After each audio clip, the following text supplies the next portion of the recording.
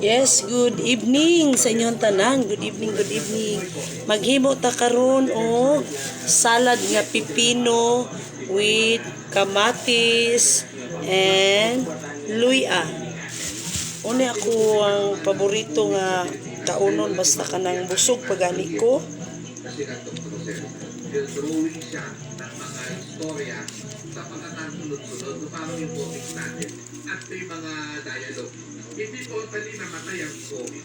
Patuloy siya na binubuhay dahil mahalaga siya sa kultura. Kung usapang Pinoy comics, hindi mawawala dyan ang sikat na komikerong si Paul Medina Jr. ang madilig na palikod ng Ugat Pabo. Oh, asa.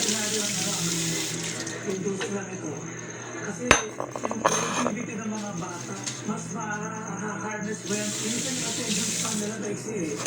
Kaya dapat magbasa sila ng book, hindi yung mananag na sila ng internet.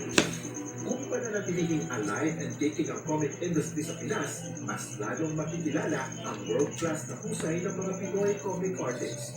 Hanapin niyo yung niche. Baan na to og liso. Interesado. Yun ang kunin ninyo para hindi nyo pinipilit. Yung sarili nyo basahin. Kung may tunay na superhero sa kwentong ito, walang iba kundi ang mga artist na nagtatayo ng bandila ng Pinoy comics. Nagbabalita mula sa frontline, G. Robles, News 5.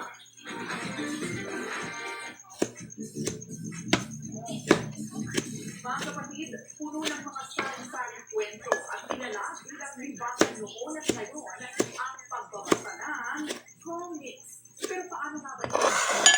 Ayon po sa mga tala, itong comics mula talaga sa mga genre. Comic strip pa ang tawag. Mga political na cartoons pa yan. Siyempre ang luya. Sa bahagi ng mga genre noong 1800s. Meron pa nga yan magpasa hanggang ngayon. Sa illustrationhistory.org, sinasabi namang 1897 nang manlabas ang tinaguriang first comic book na The Yellow Kid in McFadden's Class. Tungkol po yan sa adventure ng isang mahirap na batang Irish immigrant na naninirahan sa New York. Pinakasubikat ang comics na ipakilala po ang Slice na nato. superhero. Tulad na lang ni The Phantom, na unang ipinakilala noong 1936, ang unang comic superhero.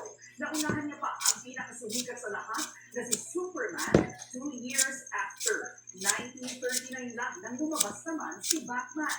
Pero bago pa ilimbag ang mga yan, nauna lang ipinakilala ang kwento ng The Monkey and the Turtle na sinulat po ni Dr. Jose Rizal noong 1889. Yan naman ang itinuturing na first comics ng bansa. Pero 1920s talaga pinakilala ang comics dito po sa ating bansa. At ang ating unang regular comic strip, ang Chico at Higit, na ibinuhit pa ng ating unang national artist na si Fernando Amostovo noong 1922. Sa pagkaan po ng panahon, mas nag-improve pa ang mga kwento at pagkakagawa ng comics. Mas relatable at mas nakakahikaya na parang araw-araw po nating paalala na ang gay ang man ay gay naman na gay. Okay. So, eto na nga. Eto na nga, reunited ang K-pop supergroup na Super Junior. At konkreto silang lahat kaya super happy and fast. Nagsama-sama ang 15 Tanga na tong gamay o suka. Para sa mga elf o fans ng Suzu, one for the books ang pagkakataon ito, lalo 2009 pa, huling nagsama-sama ang original members ng grupo. Sa mismong reception ng kasal, hindi naman pinalagpas ng Suzu ang perform ng sama-sama.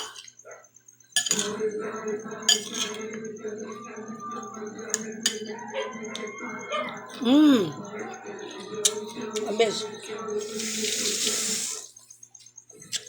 Bye. Binahagi po, Miss Universe Philippines